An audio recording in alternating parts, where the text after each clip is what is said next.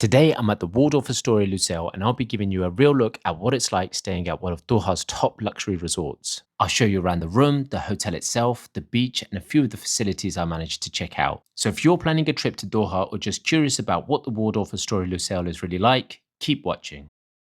So this is a very big hotel. We don't know where we are, but we're exploring other areas of it.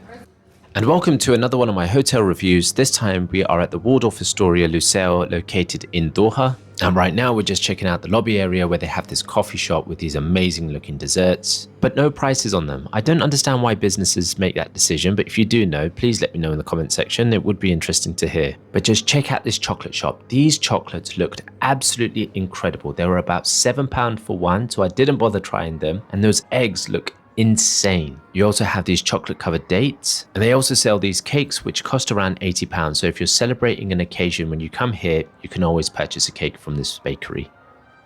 And as we walk into the spacious lobby area, it's got a proper fancy feel. Even Yahya's in awe of the staircase, or the lady, one of the two. And as we make our way out to the lobby balcony, there's more seating for the afternoon tea lounge, and just check out how big this hotel is. It is absolutely massive. There's a total of 429 rooms in this hotel, of which 150 of those are apartments, one of which we're going to check out now.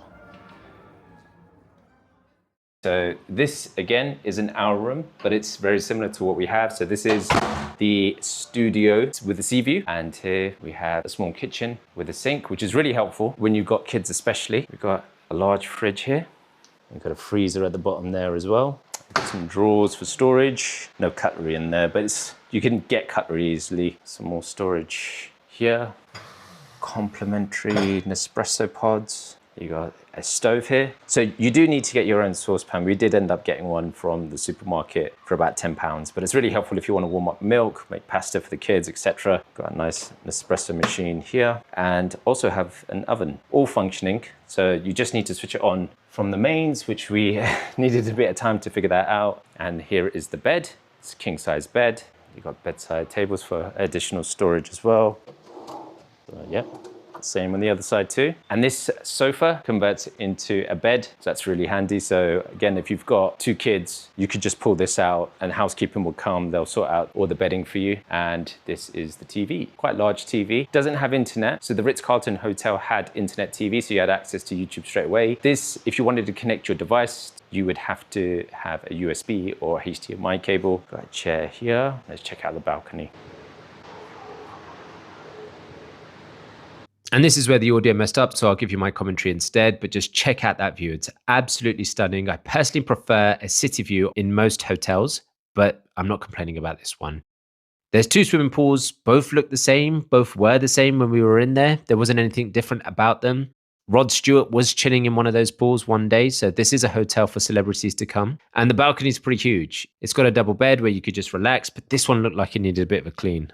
Okay, let's head over to the bathroom area and the closet. So we've got this control panel. You could switch on the closet light. We've got an ironing board, an area where you can store your luggage, hang your clothing here. And we'll go into the bathroom. And it's a beautiful sized bathroom. So we've got a bath here. Again, kids have been loving this. Byredo, shampoo, conditioner, and body wash. We've got double sink. And we've got separate areas for the toilet and bidet. The shower door opens outwards, which is a bit annoying. I think, again, at the Ritz-Carlton, I'm always comparing this to the Ritz-Carlton because that was the one that we stayed in before, but the Ritz-Carlton one opens inside, so it just makes it easier when you want to grab your towel as you're coming out. But yeah, that's the shower.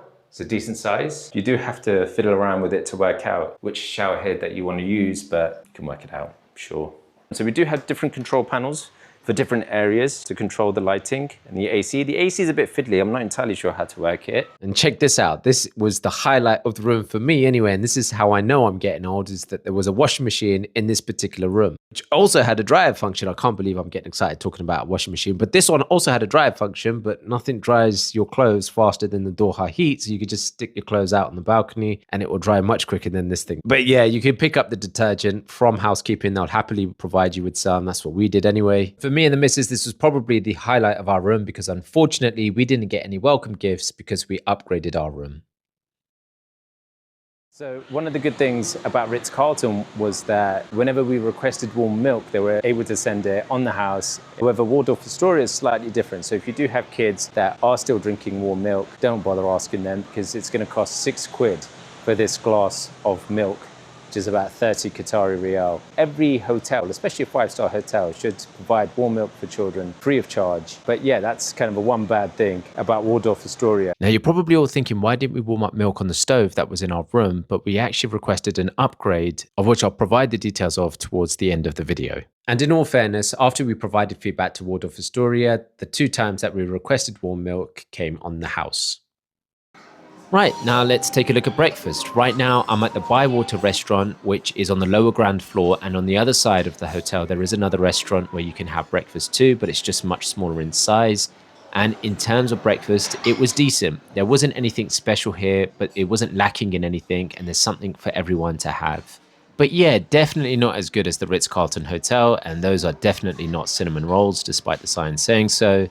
We've got some bread rolls here, a lemon pound cake. The bakery section here is actually decent. It's got everything that you'd expect a hotel to have. That vanilla muffin looks a bit demented. We've got za'atar croissant. Za'atar is just a blend of herbs, which is big in the Middle East, but I'm not a huge fan of. And here we've got some chopped tomatoes, lemon, green chili in the morning. I have no idea what type of people eat green chili in the morning, but if you do know the answer as to which cuisine adds green chili to their breakfast, then do let me know in the comments section. Here's some egg fried rice. I did ask my missus, who in the world would have egg fried rice in the morning? And it turns out she did, and she said it was absolutely lovely, so worth trying. And those were scrambled eggs, and although they didn't look like scrambled eggs, and it did take me a while to figure out what they were in fact scrambled eggs, which were actually very tasty. There's some beans, a potato dish. We've got a variety of juices and smoothies to choose from, a couple of chia seed bowls, and a selection of yogurts.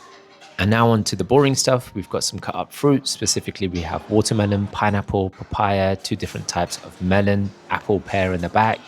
We've got these cold cuts, which weren't very good quality, so I wouldn't recommend them, but this was extremely good. This was cured citrus smoked salmon, definitely worth trying. Some cheese slices, more cold cuts, pickled items, and more healthy stuff. So we've got some spinach, beetroot, and quinoa. Again, a bit of a questionable one in the morning, but some people do enjoy it. This is pretty cool. You've got a selection of different flavored honeys. So if you do enjoy your honey, highly recommend that you try out some of the flavors that's available here. And here you've got some prunes, almonds, pistachios, dates, dried fruit, and nuts. And here you have the cereal section along with the granola, which was just left out in the open. So I would assume they turned stale. Not something that I would have for breakfast at a hotel anyway, but my assumption is that they would turn stale. Some more juices to choose from, and here are some mini jars of jam and honey. And here is the pancake and waffle station, where you have a selection of toppings including Nutella, caramel sauce, peanut butter, and here are the waffles being made fresh. But anyways, let's check out what I got for breakfast this particular day. Some beans, hash browns, chicken sausages, and scrambled eggs along with this juice. And let's hear what I thought of this. Lovely.